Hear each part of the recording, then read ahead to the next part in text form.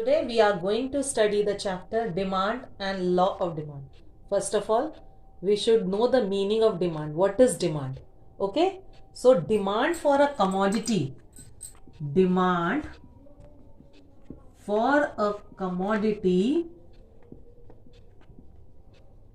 refers to. Okay, first, the demand for the commodity refers to quantities of commodity quantities of commodity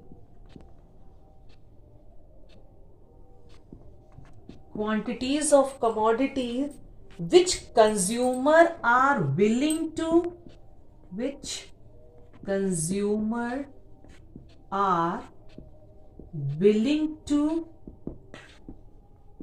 and able to purchase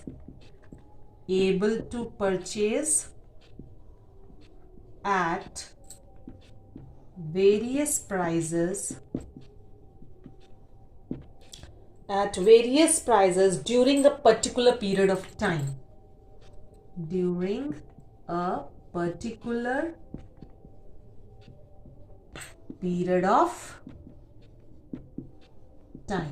So, what is demand? The quantity of commodity which a consumer is willing to and able to purchase. Willing to purchase and able to purchase means, willing to purchase means he has a desire to purchase. Willing to purchase means he has a desire to purchase, and able to purchase means he has money to purchase it. Okay. So these two are the key points which should be remembered while giving the definition of demand, that the consumer is willing to purchase and able to purchase means he should have a desire to purchase a car and he should have money to purchase the car at various possible prices during a given period of time. Now, one thing is that demand should always be expressed during a particular period of time. Demand should be expressed during a particular period of time. Suppose if it is taken like for a 1 year, for 1 week, like demand for a car for 1 week is, demand for a car for 1 year is. So it should be for a particular period of time. Second thing, that is why it is a flow concept. Demand is a flow concept. Okay, demand is a flow concept.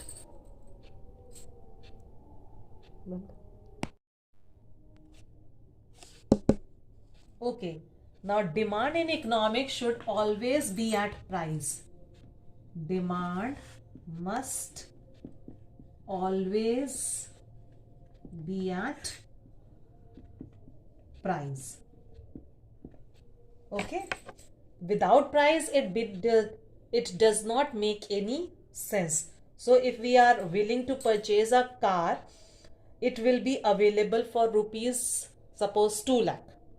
So we cannot purchase a car if no price is given. So there should be a price. Now next comes the types of demand. Types of demand. Now demand is classified into various types. First is individual demand and market demand. Individual demand and market demand. Now what is individual demand? Okay. Now, individual demand refers to the quantity of a commodity that an individual consumer is willing to purchase and able to purchase at various prices during a given period of time. So, individual demand refers to the quantities of commodity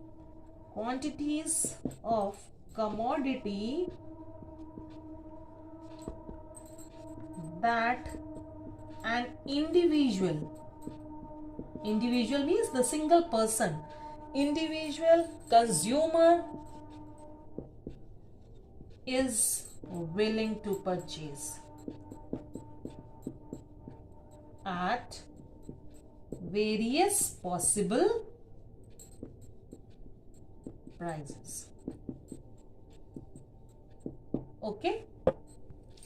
Now individual demand, it is also known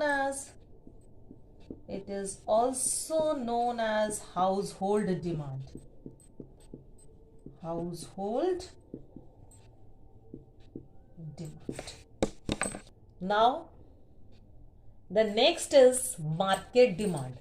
Now market demand refers to the quantity of commodity that all the household are willing to purchase at various prices during given period of time. So individual demand means the single person is demanding, whereas market demand refers to quantities of commodity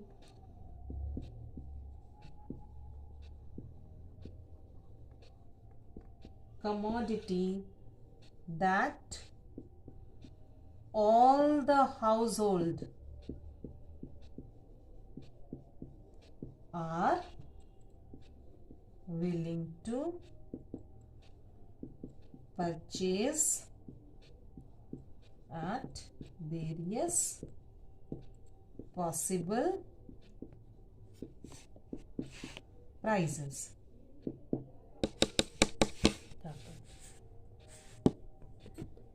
Now next is ex ante demand and ex post demand. Ex ante demand and ex post demand.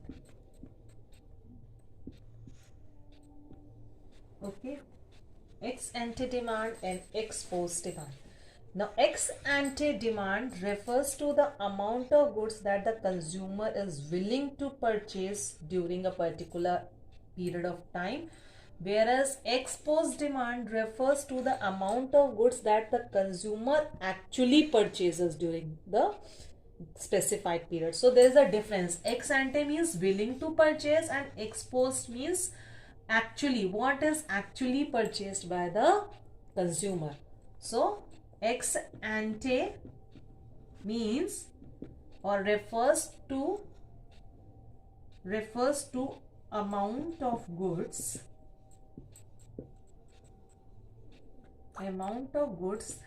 that consumer wants or willing to buy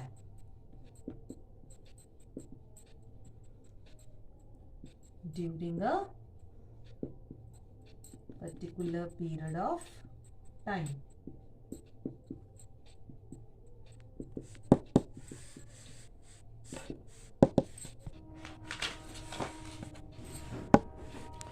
Now ex post demand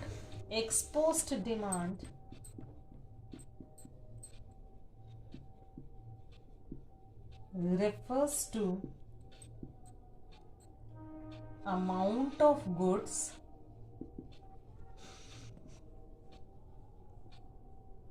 that consumer actually purchases during specified period. So this is the difference between ex post demand and ex ante demand. Ex ante demand means when the amount of goods that a consumer is willing to purchase, whereas ex post demand is that in which the consumer actually purchases the goods. Okay, so this is the difference between ex ante demand and ex post demand. Next comes the joint demand. Now joint demand, this refers to the demand of two or more goods, demand of two or more goods which are used jointly,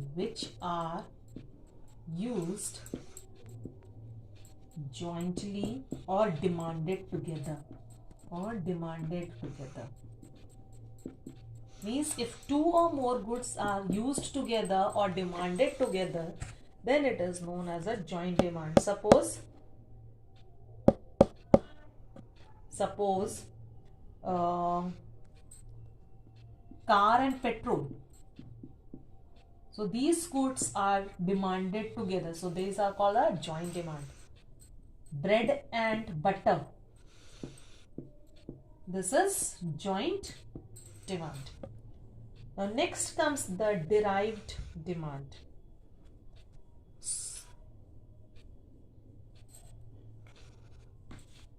Derived demand. Derived demand.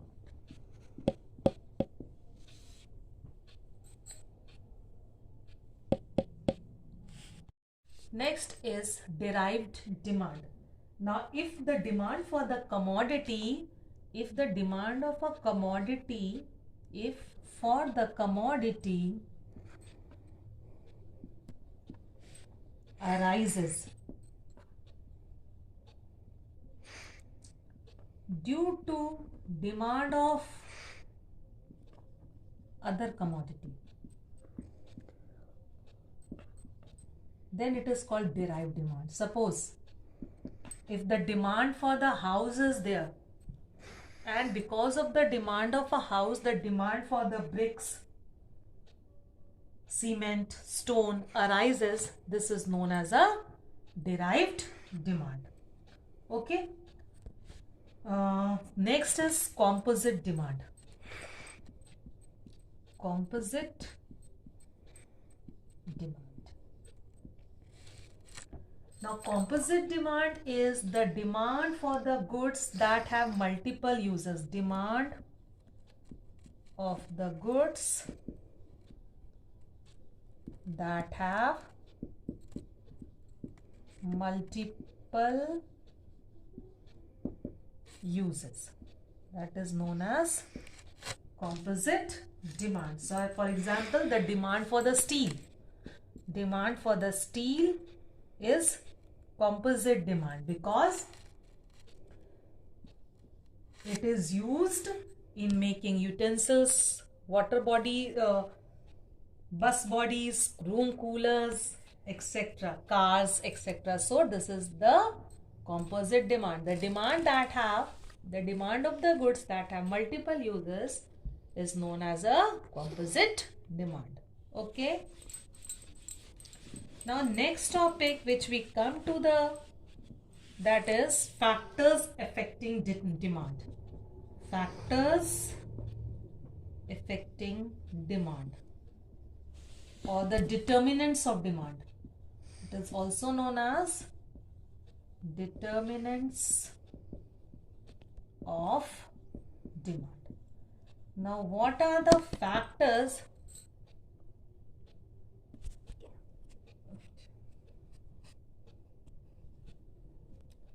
Now, factors affecting demand or the determinants of demand means the things which affect the demand.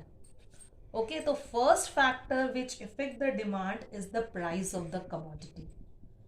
This is the main factor that affects the demand. That is price of the commodity. Normally, there is a inverse relationship between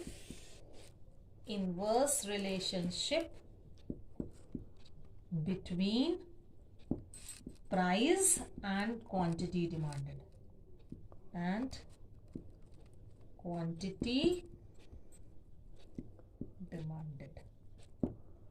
Okay, this implies that if the prices are low or prices falls, the demand will rise. This is the inverse relationship. Demand rises, and if prices rises, demand falls.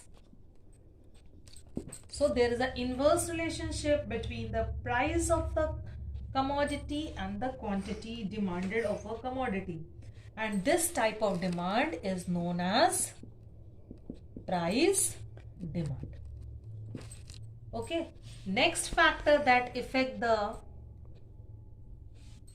demand is income of the consumer. Now second factor is income of the consumer. Now income of the consumer, this is also a basic element that affect the demand. Generally there is a direct relationship between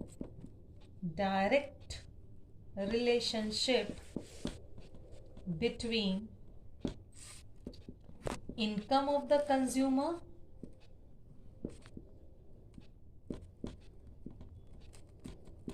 and demand for the commodity. Demand for the commodity means that if income will rise, demand will rise. If income will fall, demand will fall. Okay. Now on the basis of this, the commodities are distinguished into three types. First is normal goods. Second is your inferior goods. And third is your inexpensive necessity goods. Inexpensive necessities. Now what are normal goods?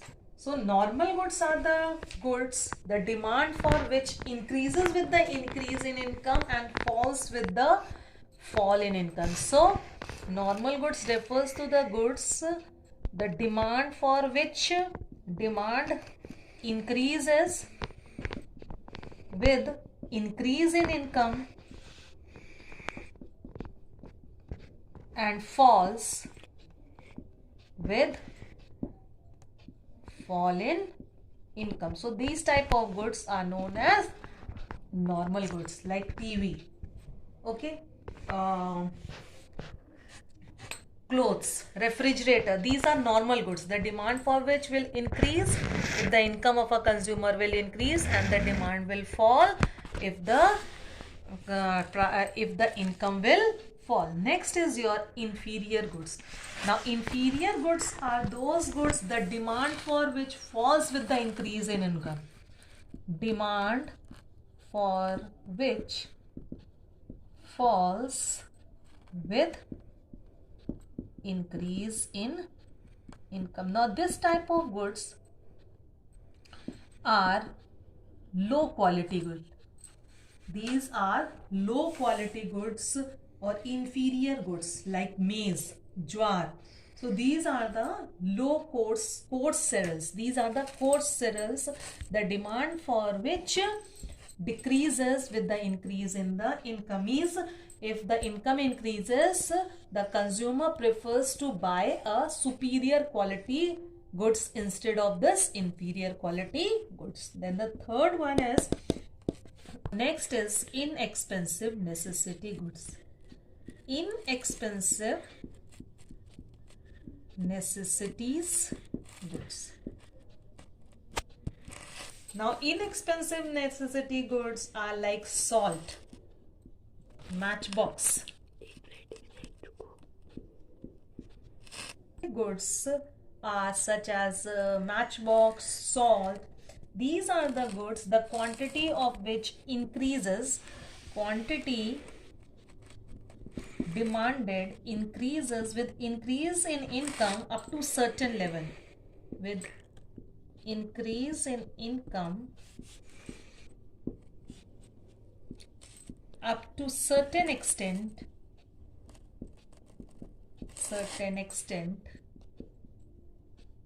and then it remains constant. Okay. So if we draw the diagrams of the normal goods, inferior goods and the inexpensive goods, it will be like this. So this is the diagram. Now this is x-axis This is x-axis, this is y-axis, this is origin point. Quantity demanded is shown on x-axis. Income is shown on y-axis. So first is normal goods. So normal goods are those goods if the income will increase, the demand will increase. So income, this is quantity demanded, income is increasing, demand is increasing, income is increasing, demand is increasing. So this will be like this. This is normal goods. Next is your next is your inexpensive necessity goods. Now inexpensive necessity goods, the income, it increases up to a certain level and then it remains constant. This is inexpensive necessity goods. Up to certain level, it will increase with the income, the demand will increase with the increase in income, and then it will become constant. This is constant. Then next is your inferior goods. Now inferior goods are those goods the demand for which decreases with the increase in income. So the demand of which, so this is your inferior goods. Now here the demand will increase when the income will increase up to a certain level, and after that it will start falling because the consumer will shift towards the better quality goods. That is why the demand for the inferior goods will decrease. Okay, so the two determinants which we have studied that affect the demand is, first we have studied the price of the commodity, and second is the price of the commodity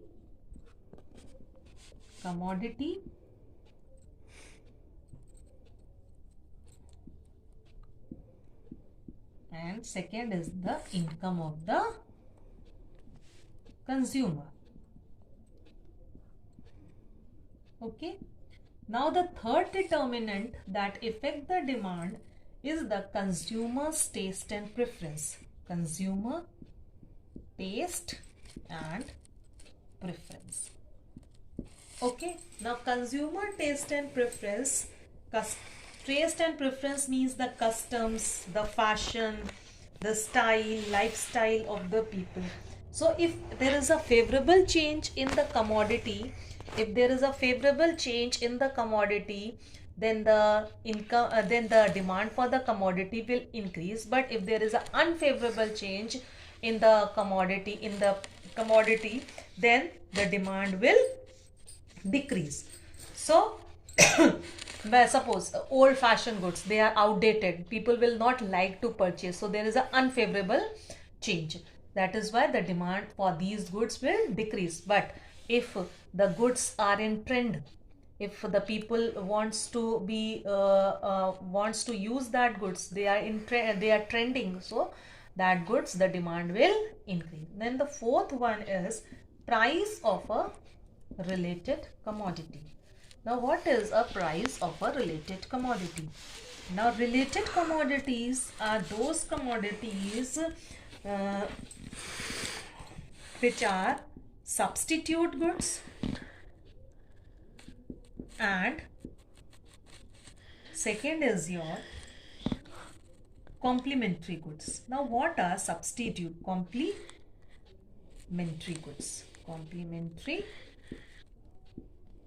goods. Now come to substitute goods. Now what are substitute goods? Now substitute goods are those goods which satisfy the same type of need and hence they can be used in place of one another. Now substitute goods are those goods which satisfy same type of need and can be used in place of one another. Suppose tea and coffee, these are substitute goods because they are satisfying the same type of need. Or you can say Coke and Pepsi. and Pepsi. They satisfy same type of need, so they can be used in place of one another. Suppose a person is thirsty, he can either drink Coke or he can either drink Pepsi. So this type, there is a direct relationship. There is a direct relationship between the demand of a product and the price of its substitute. So there is a direct relationship between the demand of its product and the price of its substitute. See here. See here, price of coffee and demand of tea. Demand of tea. See here. If the price of the coffee will rise, the demand of the tea will increase. Why it will increase? Because people will stop purchasing coffee, because if the price is rising, they will not purchase coffee. They will shift to the shift to the tea. So the demand for the tea will increase. So there is a direct relationship between price of a coffee and demand of a tea. Okay, now next is complementary goods. Complementary goods. Now complementary goods are those goods which complement each other in the sense that they are used jointly or together. These are complementary goods. If the goods are used jointly or together, they are called as complementary goods, like car and petrol. They are complementary goods. If car is there, you need a petrol. Without a petrol, a car cannot be run. Pen and ink.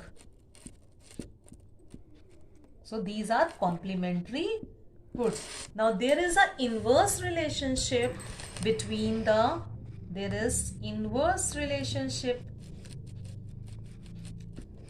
between the demand of a good and the price of its complement.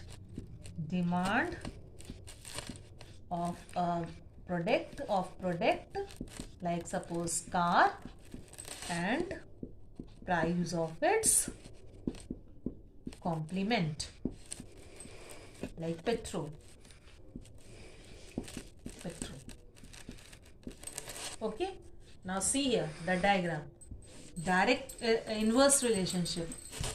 See here, this is price of car, demand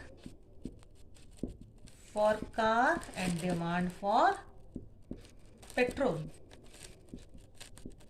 Okay, now if the price of a car will increase, the demand for the car will decrease and the demand for the petrol will increase. So if we rub this, there is an inverse relationship between the price of the car and the demand of the petrol. So this is like this.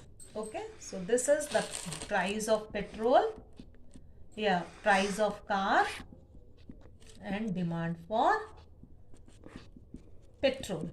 So if the price of a car will increase, the demand for the petrol will decrease.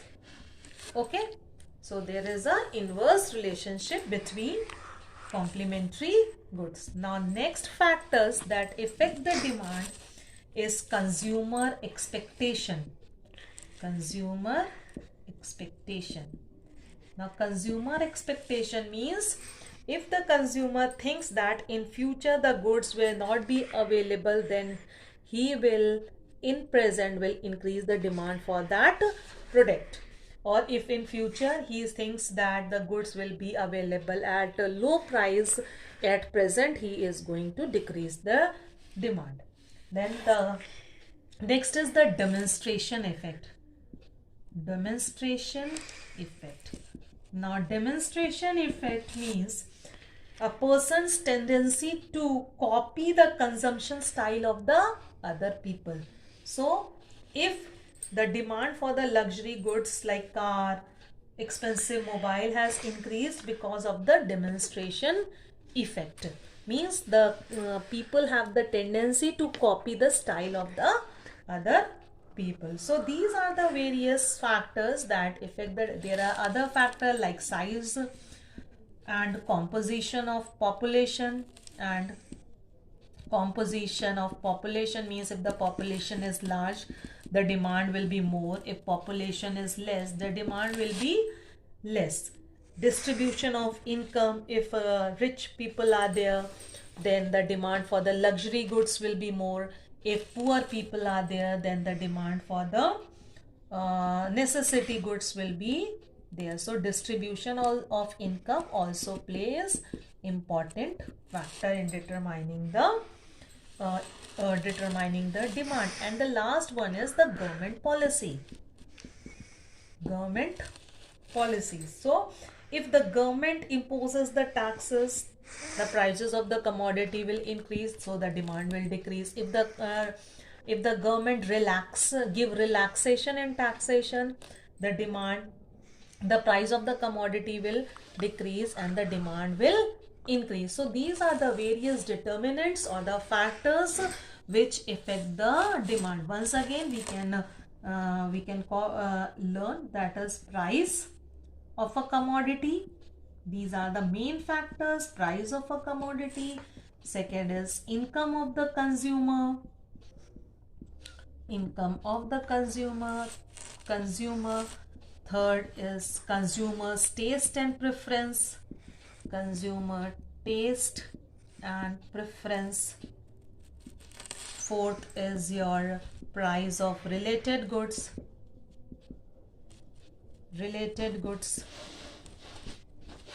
Then consumers' expectations,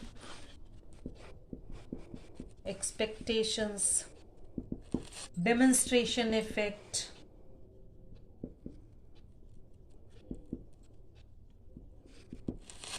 distribution, size and composition of population, size and composition of population, distribution of income,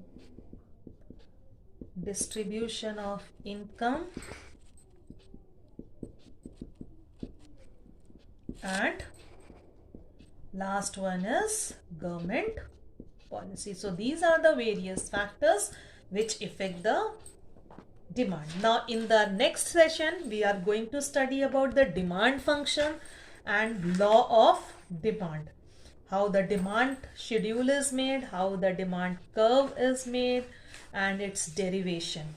Okay, thank you.